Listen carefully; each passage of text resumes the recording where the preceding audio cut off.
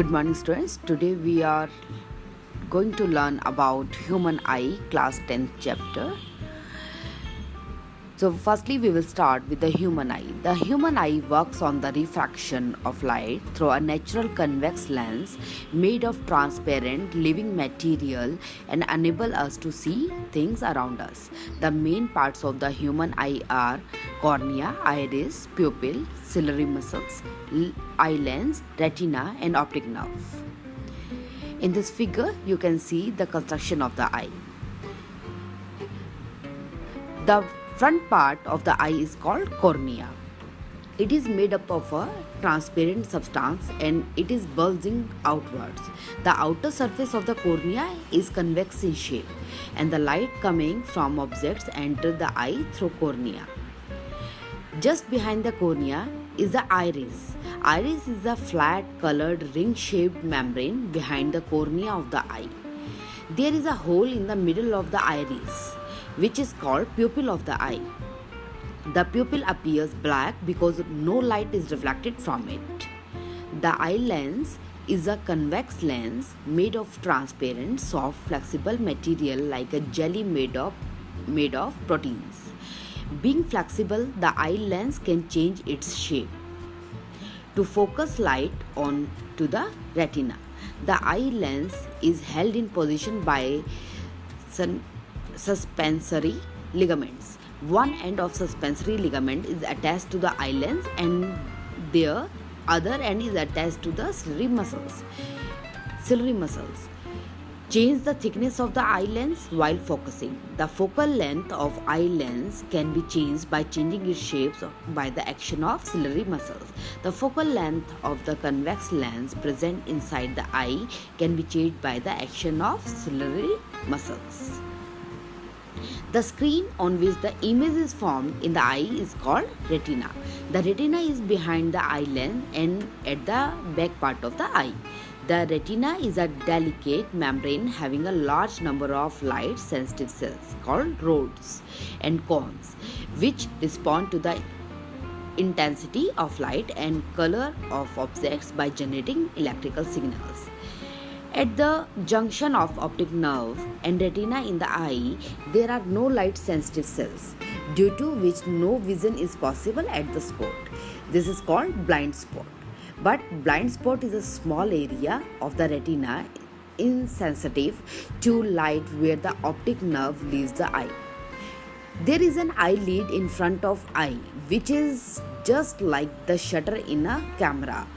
When eyelid is open, light can enter the eye, but when eyelid is closed, no light enters the eye.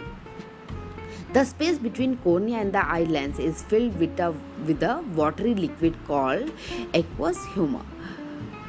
Then the space between eye lens and retina is filled with a transparent jelly-like substance called vitreous humor, which supports the back of the eye. Now we are learning about working of the eye.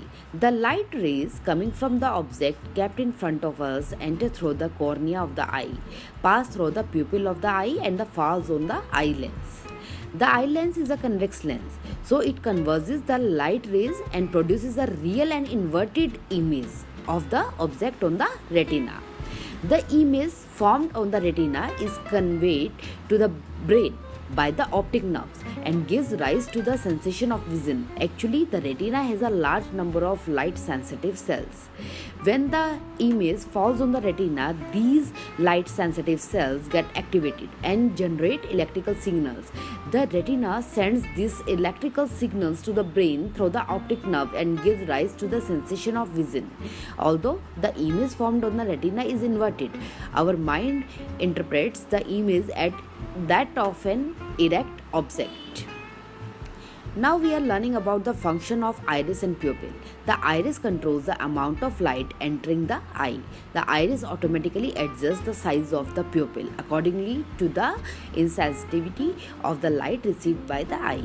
If the amount of light received by the eye is large, then the iris contracts and the pupil and reduces the amount of light entering in the eye.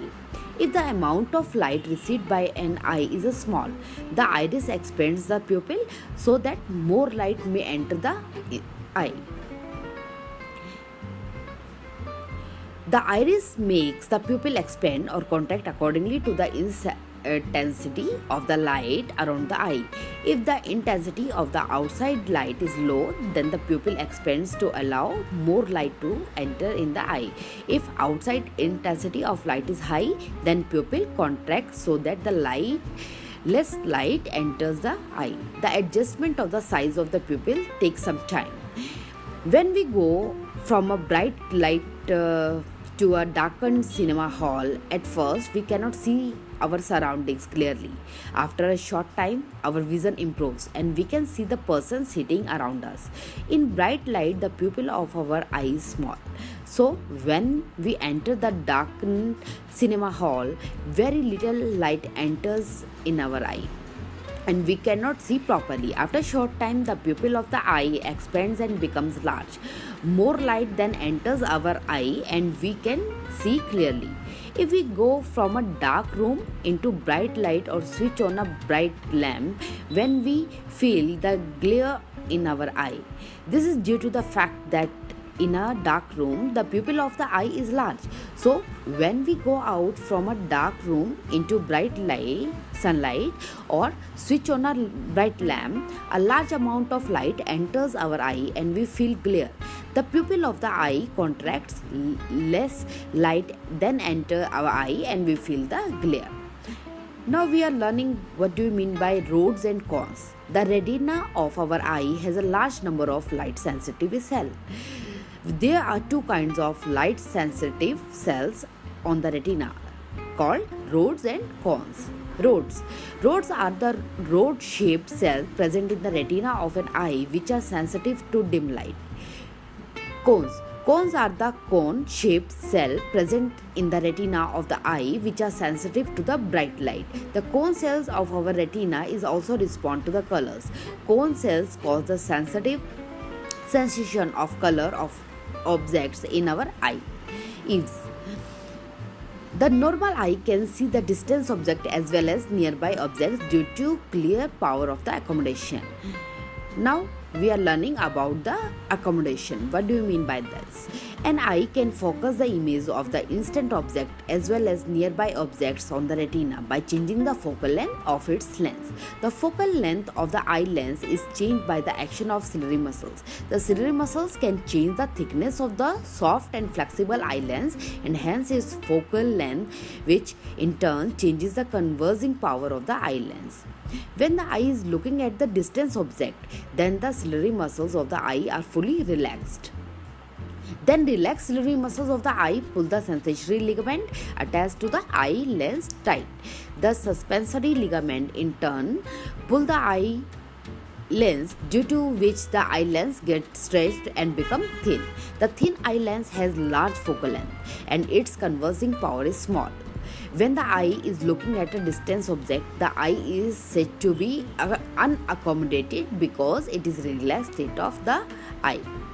The thin eye lens is not powerful enough to convert the diverging light rays coming from the nearby objects onto the retina. So, to look at the nearby object, the lens has to change its shape and become thick to increase the converging length. We can easily see in the figure. When the same eye has look at the nearby object, the ciliary muscle and the eye contract. The contracted ciliary muscle make the sensory ligaments loose. When the sensory ligaments become loose, then stop pulling the eye lens. The eye lens bulges under its own elasticity and becomes thick. The thick eye lens has a small focal length, but its converging power is large. Since the converging power of the eye lens increases and the thick eye lens can converge the diverging light rays coming from the nearby objects to form an image on the retina of the eye. When the eye lens becomes more convex to the focus, the nearby objects, the eye is said to be accommodated. We can easily see in the figure. The ability of an eye is to focus the distant object as well as nearby object on the retina by changing the focal length is called the accommodation. Now we are going to learn about range of vision, the farthest point from the eye at which the object can be seen clearly as far as point of the eye. The far point of a normal eye is at infinity. The nearest point up to which the eye can see an object clearly without any strain is called near point of the eye. The near point of the normal eye is at a distance of 25 cm from the eye. The minimum distance of an object must be placed so that a normal eye may see it clearly without any strain is called least distance of distinct vision. The least distance of distinct vision for a normal human eye is 25 cm. The range of vision of a normal human eye is from infinity to about 25 cm. Thank you students. For more videos, please share, like and subscribe the channel.